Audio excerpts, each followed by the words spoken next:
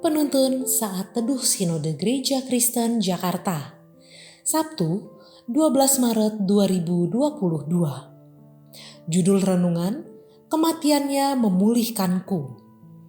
Terambil dari Nats Roma 5 ayat 6-11. Karena waktu kita masih lemah, Kristus telah mati untuk kita orang-orang durhaka pada waktu yang ditentukan oleh Allah. Sebab tidak mudah seorang mau mati untuk orang yang benar.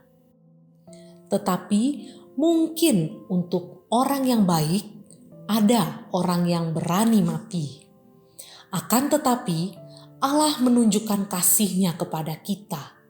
Oleh karena Kristus telah mati untuk kita ketika kita masih berdosa. Lebih-lebih karena kita sekarang telah dibenarkan oleh darah-Nya, kita pasti akan diselamatkan dari murka Allah.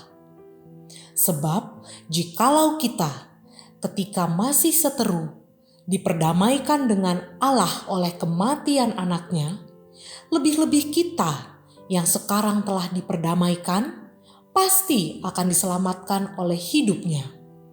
Dan bukan hanya itu saja, kita malah bermegah dalam Allah oleh Yesus Kristus Tuhan kita.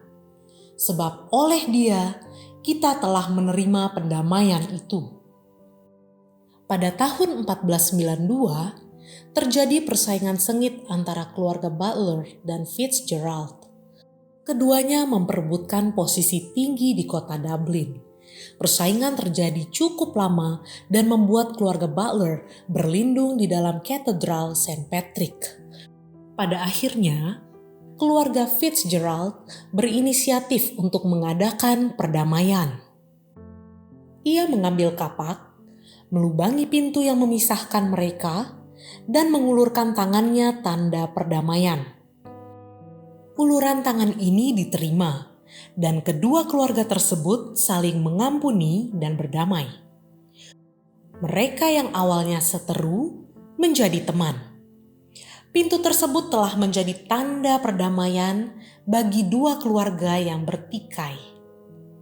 Nas renungan hari ini mengingatkan status kita yang dulunya adalah seteru Allah. Kita layak menerima hukuman murka Allah. Namun karena kasih-Nya, Allah memberikan pintu perdamaian melalui Yesus. Ia menjadi korban penebusan agar manusia selamat dari hukuman dosa. Ia mengasihi tanpa peduli apakah kita masih mengasihinya atau tidak. Ia menebus dan mengampuni kita. Seteru Allah yang seharusnya menerima murka Allah. Melalui kematian Kristus, kita telah diperdamaikan dengan Allah. Kata diperdamaikan berasal dari kata Yunani, katelagemen, yang berarti memulihkan hubungan antara dua pihak. Jadi, melalui kematiannya, Kristus telah memulihkan hubungan kita dengan Allah. Penebusan Kristus telah mengubah status kita dari budak dosa menjadi orang merdeka, dari seteru Allah menjadi anak-anak Allah. Dari orang yang pantas mati menjadi orang yang memiliki hidup dan berdamai dengan Allah. Sebagai orang yang telah mengalami pemulihan, marilah kita senantiasa bersyukur dan menghidupi anugerah penebusan yang telah diberikan kepada kita. Kita harus hidup sesuai status kita sebagai anak-anak Allah. Sebagai anak-anak Allah, kita mengalami pemulihan relasi dengan Allah, juga dengan sesama. Kita harus bersedia selalu diproses sebagai murid Kristus untuk mewujudkan kehendak Allah di dunia ini dan menjadi berkat bagi sesama.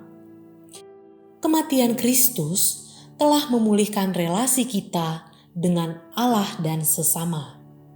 Terpujilah nama Tuhan.